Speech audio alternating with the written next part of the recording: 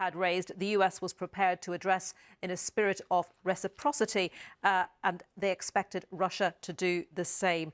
He said there were some areas they could work on, including transparency, reducing risk, increasing arms control.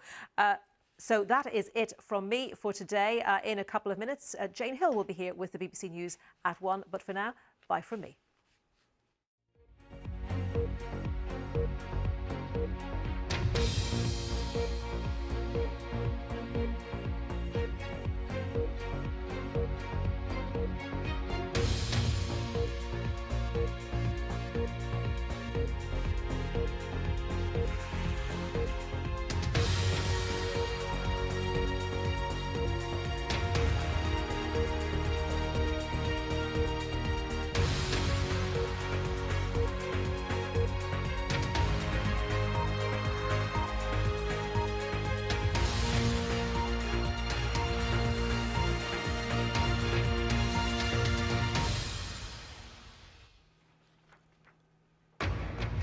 Urgent talks are held between the US and Russia as fears grow about a Russian invasion of Ukraine.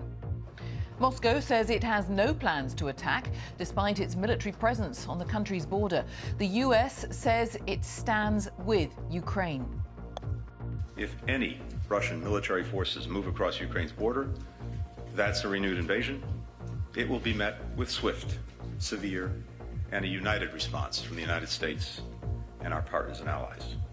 Well, we will have the very latest on those developments from Geneva, also this lunchtime.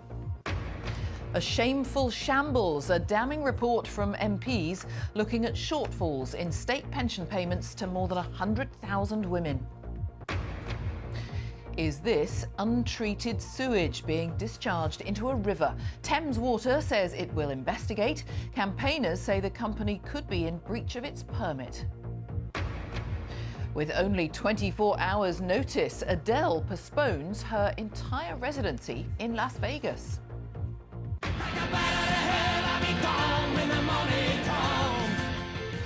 And the singer Meat Loaf, who recorded one of the biggest-selling albums of all time, has died at the age of 74.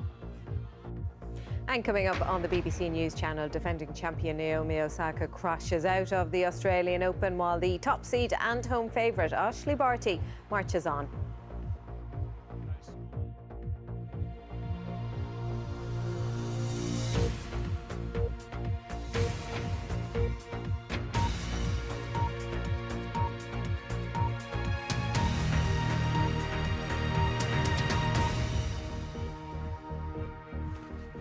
Hello, good afternoon. Welcome to the BBC News at 1.